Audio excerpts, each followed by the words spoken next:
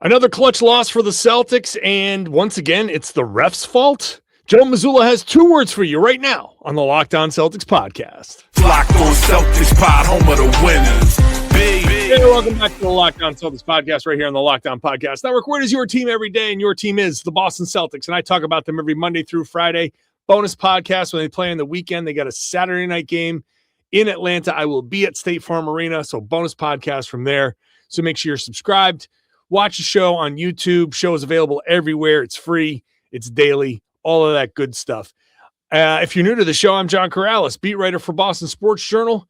I've been covering the team for about 20 years, doing this podcast for 10, and I've written a couple of books about the team as well. Today's show is brought to you by Game Time. Download the Game Time app, create an account, use the code LOCKEDONNBA for $20 off your first purchase of tickets to whatever. Celtics lose to the Indiana Pacers, who have won 3 games in a row. And, not really like, I know they're last. I know that they've been kind of a joke. I know, but they've also played the Celtics tough. And this is a little bit closer to what the Pacers, like the Pacers were never supposed to be the single digit win team at the bottom of the standings. I know they don't have Halliburton, and I know they got Miles Turner was playing in Milwaukee and all of that stuff, but they weren't supposed to be this bad. And look, they've had a bunch of injuries. They're starting to get back to a little bit of who they are. So this isn't exactly the like, oh my God, I can't believe the Celtics lost to what was the last place team in the NBA. This is, they still should have won. They still should have won this game. They had plenty of opportunities to win this game. Later on, we'll get into, once again, the officials, 3 losses in 4 nights for the Celtics. And once again, all 3 losses, the officials take center stage. Once again, Joe Mazzulla with the illegal screen. That's coming up in the 3rd segment. We'll talk about individual performances and all of that when we get to the 2nd segment. But look, another clutch loss for the Celtics is tough, right? We just talked about the clutch crisis in yesterday's show. And I know, again, no Jaylen Brown, but the Celtics still had opportunities to win this game. They had it tied. Now, the illegal screen that Joe was talking about was the one that Pascal Siakam set on Derrick White. There is no doubt that was an illegal screen. The feet were wider than shoulder width, and a lean into Derrick White. That is textbook illegal screen. Should have been called. However, that didn't lead directly to a bucket. That just allowed Pascal Siakam to get the ball. Derrick White recovered and got to him and was in front of him in time. The Celtics had an opportunity to get a stop. They didn't. And then they got the ball back with 6 seconds. And after the foul to give was 5 and change, they had an opportunity to get a shot. Now, that shot that Derrick White took, I'm okay with the shot that he took for a couple of reasons. Number one, you're not going to get that many better shots. Sure, you want to get a little bit of maybe a little bit better action or whatever. But you also want to get the shot up in with the hopes of getting an offensive rebound. So it's almost like a 2-for-1 type of scenario where you want to give yourself an opportunity for multiple shots. And sometimes people complain like, okay, yeah, I get the 2-for-1, but how about just getting a good shot, a better shot first before you do the 2-for-1, all that, which I totally understand. But down 2, you have Derrick White with a contested shot. Shots in that situation, it is almost a miracle to get wide open shots in that situation. The contested shot, but Derrick White makes shots like that. Not too worried about that. He got the ball off in enough time for the Celtics to try to get a rebound. They almost did. So it wasn't great, but I understand the concept. The concept was there. The concept was good. The intent was good. It's just the Celtics don't have the horses to execute all of this perfectly, especially with Jaylen not playing. So a clutch loss a tough loss, but you know, you could also boil it down to they didn't have the shots didn't fall. What do we talk about all the time with margins? This is a tough shooting night. The Celtics were 40 of 88 from the field. The Pacers were 39 of 84. The Celtics took and made more shots than the Pacers. They took and made more free throws. They had more offensive rebounds. The turnovers were equal, but the Celtics had more points off of turnovers. They the second chance points because of those offensive rebounds, 16-6 points in the paint. Celtics had that. The Celtics had basically every one of these margins except the big one. Pacers 16 of 37 from 3, 43%. Celtics 9 of 35. So we can't even really complain too much. Like some of those shots, like in the fourth quarter, you could say they maybe they were settling a little bit, but 35 3-pointers is not a lot. The Celtics didn't like overdo the 3-pointers at all. They took 53 2-pointers. And then you throw in some of the fouls, so they took more than that, really. They just missed. They just didn't have it. The Pacers, and the Pacers started out, by the way, 1 of 6 in the first quarter. So that means after the first quarter, they were 15 of 31. So they were basically 50% between second, third, and fourth quarters, which made it even worse. The Celtics scored 21 points and 19 points in the final 2 quarters, which it's hard to win games. You put up 96 points. You held the Pacers to 98, which is great, but you only put up 96. The offense wasn't there. Celtics started Baylor Scheierman instead of, well, Jaylen was out, so Sam Hauser was back in the starting lineup. Scheierman got the start, kind of like a reward for the way he's been playing recently. So Pritchard, White, Queta, Hauser, Scheierman. Scheierman didn't play his best game. He had a couple of moments, but didn't play his best game.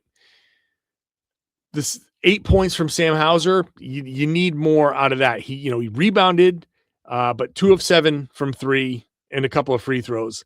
It's not enough. The Celtics just couldn't get it going, just couldn't get the shots falling. And that led to what I thought was the turning point, where the Celtics went from like a minute and change, minute 29 of the second quarter to 7:32 of the third without scoring a bucket.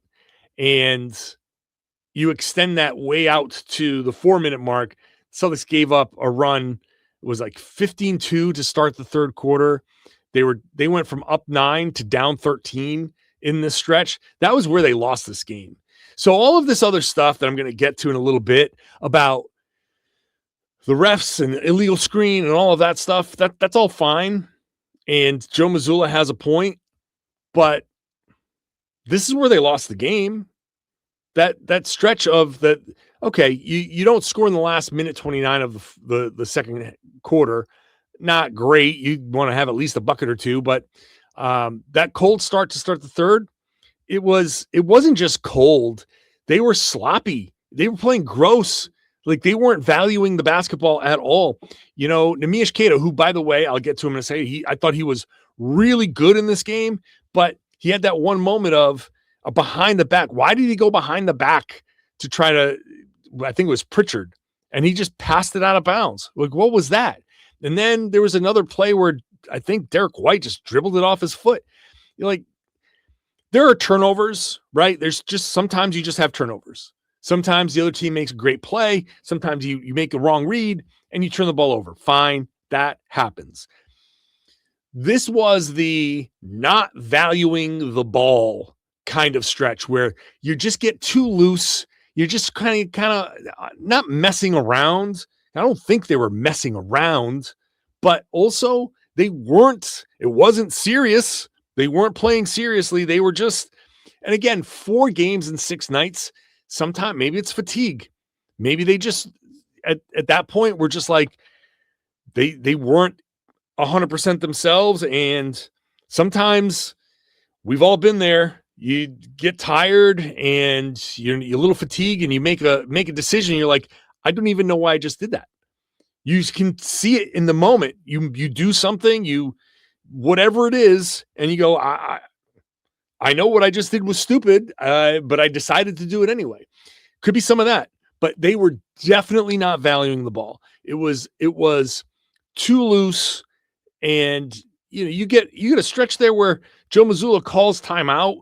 Celtics come back out, screw up a couple of times, and they calls another timeout right away. In the third quarter, he left himself with 2 timeouts the rest of the way in the third quarter. That's so anti-Joe. Remember when Joe didn't call timeouts? Remember when that was the whole thing?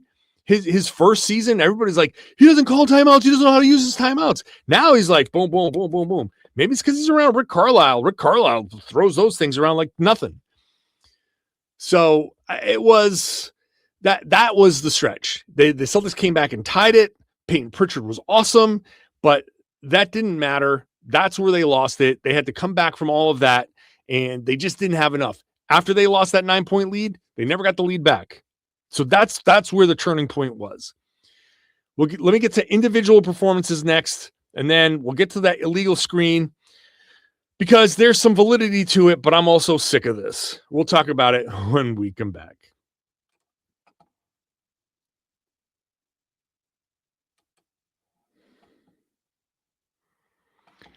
Today's show is brought to you by Game Time. During basketball season, there's nothing like being in the building. I'm in there all the time. It's exciting. Teams go on runs. The crowd goes crazy. You want to be there and be part of the excitement. You don't want to be stuck refreshing a screen or guessing what tickets are really going to cost. Game Time gives you the advantage back because it's super fast, simple to use, no guesswork at all. I have used the Game Time app to buy tickets to multiple sporting events, and it's super easy. I can tell you, when I say straightforward and intuitive, just a few clicks, you can find the tickets. If you're in a building that you've never been in before, you want to see what the seat view is, which I've done. You go on the road, you have a night to yourself. You say, okay, let me open up the app and see. Maybe there's a college game or something. Open it up. Boom. Okay, here's a new arena. Let me see what the view from the seat is. It tells you, it shows you the view from the seat. The price that you see is the price that you pay. Zone deals unlock great seats at an even better value. So take the guesswork out of buying tickets with Game Time. Download the Game Time app, create an account. Use the code LOCKEDONNBA. That's LOCKEDONNBA, LOCKED on NBA. For $20 off your first purchase, download the Game Time app today and get in on the action. Today's show is also brought to you by ZocDoc. Finding a doctor that you actually like can feel like discovering a diamond in the rough. You need somebody that's in network nearby and is available, but also you want somebody who listens, makes you feel comfortable, explains things clearly, and helps you walk out feeling confident about your next step, right? Good luck with that. Actually, you don't need luck. You need ZocDoc. ZocDoc is a free app and website that helps you find and book high-quality in-network doctors so you can choose someone you truly connect with. You can search for specialty or symptoms and quickly find the right fit. They're able to choose. You have in-person or video visits, which makes scheduling super easy. The video visit, if you're sick, you don't want to go in and get everybody sick, or maybe you hurt yourself and you don't want to go into a place where everybody's sick. So the video visits can be very helpful. Appointments usually happen within 24 to 72 hours, and they can even have some same day openings. That's incredibly convenient. So if you need to book care fast, ZocDoc is the place to go right away. Stop putting off those doctor's appointments. Go to ZocDoc.com/LockedOnNBA to find and instantly book a doctor you love today. That's ZocDoc.com/LockedOnNBA. ZocDoc.com/LockedOnNBA. Thanks to ZocDoc for sponsoring this message. Thank you for making Locked On Celtics your first listen every day. Thank you for making it the #1 Celtics podcast on the planet, on the #1 sports podcast network on the planet. That's amazing that you, the everydayer who's with us every Monday through Friday, plus these bonus podcasts, you make this show and network #1. So thank you. Spreading the word is always encouraged. leaving good reviews. If you can leave a review somewhere, that's also very encouraged. Really helps a lot. Thank you so much. All right. The Celtics got a few nice individual performances and a few that I wasn't too thrilled with. So like I said, Baylor Scheierman got the start and just, it wasn't exactly his best game. But he earned it. He earned the opportunity, and I'm happy that Joe Mazzulla gave him that opportunity. Payton Pritchard, 10 of 22, 23 points to lead the Celtics. He was instrumental in that third quarter. It's so funny how the Celtics, or you see teams do it all the time, they just look terrible, horrible, gross. And then one guy's like, you know what? I've had enough. And that was Pritchard. And then it was just a huge run. They went from down 13 to down 2 to heading into the fourth quarter, which was incredible. Now, the fourth quarter, a little bit of separation again for the Pacers, and it took a fight. The Celtics had to fight their way because of the cold shooting, had to fight their way back and claw their way back. And it was just impressive. I think in the fourth quarter, Neemias Queta did a great job. I thought Neemi had, a few good moments. He's good for like one kind of move where you're like, whoa, where did this come from? Early on, a pick where he gets into the post and then he fakes one way and spins and goes the other and like finishes like, what was that? So he is showing a nice amount of growth. I think the thing that stood out to me in this game, the screening, but not like just go set a screen, the speed at which he can get in and out. Like he is recognizing that I'm here. I don't have to touch the guy to set the screen. I have impacted him. He's looking at me. He is reacting to me. I've done enough. Get out of that screen fast. And a couple of times he did that, and he had one that resulted in a dunk, another one that resulted, I think, in a foul, an and one. It's sometimes you need to hold that screen. Sometimes you need to just not even just ghost it. You intend to send the screen, but once you read that the defenders are doing what you want them to do, boom, you're gone. You're done. You've done your job. Get out. Roll. And the Celtics did a good job finding him. That, I think, is one of his biggest progressions this year. Really, honestly, the two things that he's done best are that and keeping the ball up high. One of my huge criticisms of him in the past was how he always has to bring the ball down low. And he doesn't. Every time he gets the ball, he just goes right up. He doesn't have to bring it down anymore. He just finishes. He doesn't have to try to bring it down, gather, and dunk. He's done a great job with that. And his reading of the screens, his that's just been phenomenal. Like he's done so much better. So I thought the fourth quarter, Neemi, while the Celtics were just kind of still bumbling around, Neemi was the guy that was like, okay, I hit a couple of buckets, keep it close. Don't let the Pacers get away. Gives the Celtics an opportunity down the stretch. Simons was really good in the early on. It was the second quarter, I think it was, where he was 12 points. Second quarter. So that's where he helped the Celtics build that lead. Derrick White, it's very rare that I come out of a game like this. 18 points, 5 assists, 4 rebounds. But not only did he not shoot well, he had a couple of plays where I don't know, like I don't think his decision-making was all that great on some of these plays. He had a couple. There's one that stands out where he had Siakam at the top. Siakam gives it up, and he just, for some reason, kind of stayed behind Siakam instead of just being kind of in front of him, between him and the basket.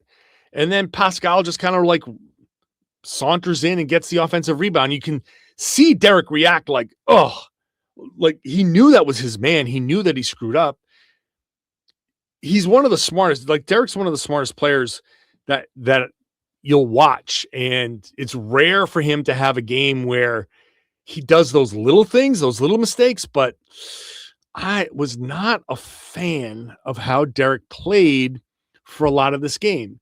Now, I can say that because I hold him to a high standard, and he probably still played better than most people play.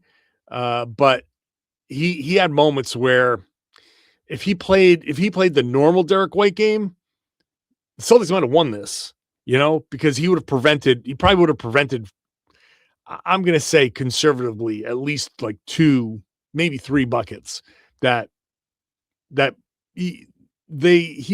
were preventable. I'll just leave it at that. They were preventable. Luka Garza had a good stretch. Jordan Walsh had a good stretch. He was on the boards. He had 9 rebounds. So 3 steals. Like Jordan did, played fairly well. So individually, it was more just like, hey, they weren't hitting shots. Sam Hauser was 2 of 7. Derrick was 2 of 9. Pritchard was 3 of 7. Anthony was 2 of 7. Jordan was 0 for 2. Ugo was 0 for 1. Baylor was 0 for 2. They just couldn't get those shots to fall. If the shots fall, obviously it's a different story here. But like I said, 4th game in 6 nights without Jaylen, with a more whole Pacers team. This is not the most shocking loss that I've seen. But it was a winnable game. Joe Mazzulla will tell you that the illegal screen had something to do with it. I'll get into the illegal screen when we come back. I carry a lot of responsibility in my household. If something happened to me, there would be serious consequences. We have a mortgage. We got tuition. We got everyday bills. Those aren't going anywhere if something happens to me. And I know that's an overwhelming feeling, but I'm taking steps to protect my family by getting life insurance through Ethos. Ethos makes getting life insurance fast, easy, and 100% online. You can get a quote in seconds, apply in minutes, and get same-day coverage. There's no medical exam. You just answer a few simple health questions. You can get up to $3 million in coverage. Some policies are as low as $30 a month. And as of March 2025, Business Insider named Ethos the #1 no medical exam instant life insurance provider. Ethos has 4.8 out of 5 stars on Trustpilot with over 3,000 reviews. Protect your family with life insurance from Ethos now by going to ethos.com/LocdownNBA. In as little as 10 minutes, you can get your free quote and up to $3 million in coverage at ethos.com/LocdownNBA. That's ethos.com/LocdownNBA. Ethos.com/LocdownNBA. Application times and rates may vary.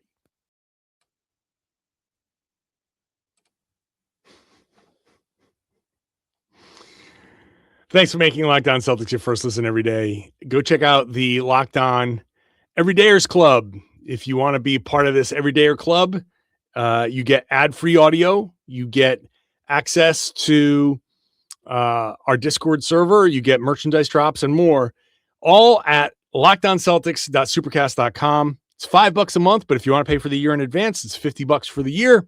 Use your Christmas money. Give yourself a little gift of ad-free audio. So go check that out. LockedOnCeltics.supercast.com. So Joe Mazzulla's post-game press conference lasted 40 seconds. He said 2 words. It's like the old D-Generation X. I got 2 words for you. Illegal screen. Abby Chin, and shout out to Abby because she was the one person in there. I'm obviously not there, but I listened to the whole thing, watched the whole thing. She's the only person there asking the questions, and said her first question, Joe, you gave yourselves a chance to win. Could you take us through the last couple of possessions? And he said, illegal screen. She said, what do you say? He said, illegal screen. Illegal screen? Illegal screen. What fell apart to get you guys behind? And then how were you able to get back into it? Illegal screen. What do you mean by that? What do you want people to know about that? illegal screen. Would you like to say anything else? Illegal screen. That was it. That's how the whole thing went. And then Celtics PR said, thanks, Joe, and he walked off. So the Celtics have lost 3 out of their last 4 games. A little bit of a skid. We knew that was coming. We knew the skid was coming. Denver game, Jaylen Brown complaining about the officials. Beat the Raptors, no problem. Lose to the Spurs, Jaylen Brown wants a fine, says, I don't, expletive deleted. Fine me. Go ahead. Give me the fine. Okay, they fined him $35,000. Okay. Then you lose to the Indiana Pacers, Joe Mazzulla. Illegal screen. Which each one of these, there's some merit to it. There was some merit to it. Jaylen was certainly fouled multiple times, and not only was it fouled a couple of times, but they didn't call it exactly even, right? There were times on the other side where it was inconsistent. Now, this one, the Celtics fought back, tie game, 16 seconds to go. Pascal Siakam sets an obvious illegal screen. I tweeted it out. The NBA's video rule book with their video that said, it explains you cannot have your feet out past your shoulders. You cannot lean into the screen. And that is an illegal screen. They showed a clip from the Bulls, and the screen was basically exactly what Siakam did. So it is undoubtedly an illegal screen. Okay. Now, did the illegal screen have anything to do with the third quarter? Nope, because it happened with 16 seconds to go in the game. So the third quarter, where the Celtics were falling apart and playing like, dog crap, the illegal screen had nothing to do with that. Did the illegal screen have anything to do with them hitting 9 3-pointers? No. Joe loves to say there's always 10 to 15 possessions that will change the, how things go with the game. And there were at least 10 to 15 in this one that would have changed the end of this game.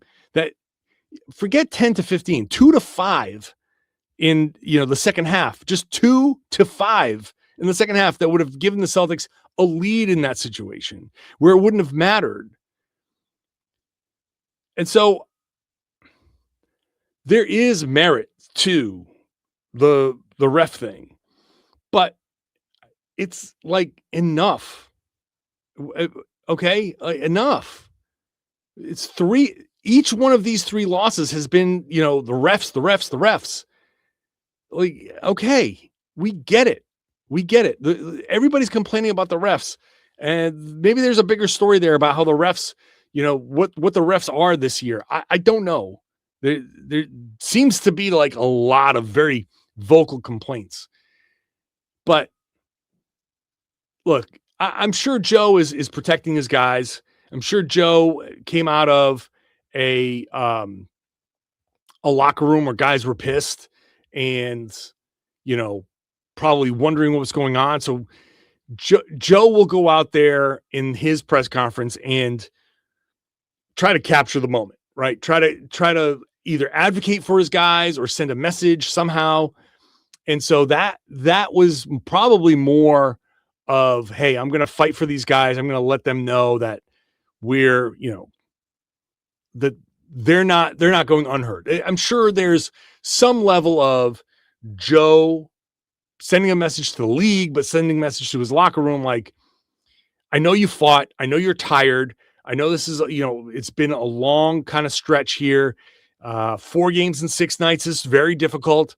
You just played a very high tempo game, and there's, you get to the end, you fight to the end, you're trying to fight through bad shooting, and all of a sudden this illegal screen happens.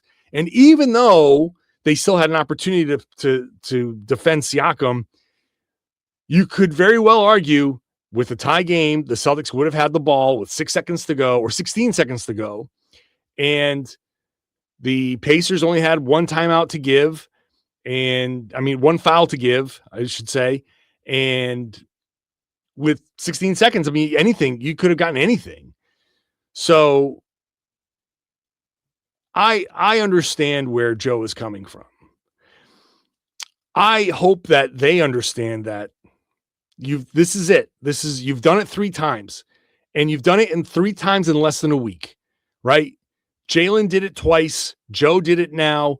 That's it. I think you're out. 3 strikes and you're out, right? That's the refs, and who knows what the refs are going to do. Like, remember when Chris Paul got the delay of game because somebody checked in without their uniform tucked in, and he started screaming, delay a game, that's a tech. And then the next game, he got like 5 delay of games and like message received, right? I wouldn't be surprised if, Celtics are in Miami in a couple of days, if Luka Garza or Neemias Queta gets hit with illegal screen after illegal screen after, like, one of those guys might foul out of that game. It's like, hey, you want illegal screens? We'll show you illegal screens. Like, any kind of borderline call will go against the Celtics again in Miami. And Joe might get tossed, and like that's where this is all going to go. You can feel something like that coming.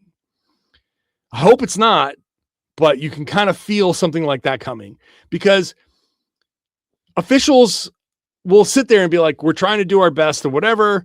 And you can say, like, well, your best isn't good enough because you missed a blatant illegal screen. And, there's a whole argument back and forth. Like, well, it's the last possession, and you want to go relitigate all the illegal screens that Al Horford set, or, you know what I mean? Like, or Kevin Garnett used to set, or you open yourself up. And that's the other thing with the official thing. You open yourself up to this. You open yourself up to the relitigation of everything. You sit there and be like, okay, Jaylen, you want fouls to be called? No problem. We'll call them both ways. And next thing you know, Jaylen gets called for a ton of fouls, or someone else gets called. Like, it's very easy for messages to be sent the other way too, because who likes to be, like, whatever your job is, do you want somebody to go on TV and start screaming about your job and how much you suck at it? There's a human nature element to this, which you don't want. You just want everybody to go there and try and do their best job. And whatever. Is there a problem with the officiating? Clearly. But there's got to be a way to fix that. And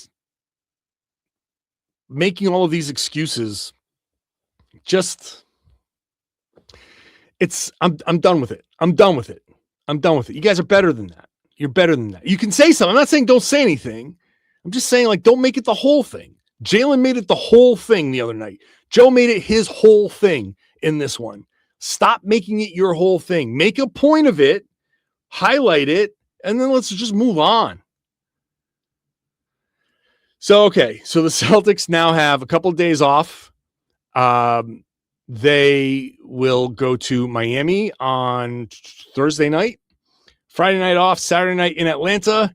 I will be there in Atlanta, so podcast all week long. They have the bonus podcast. I got a bonus podcast for you coming up on Saturday. So make sure you're subscribed wherever you get your podcasts. Watch the show on YouTube. My brain stopped there for a second. Watch the show on YouTube. I would love it now if you share the podcast. Tell everybody they should be listening to and watching the Locked On Celtics podcast. Here on the Locked On Podcast Network, it's your team every day.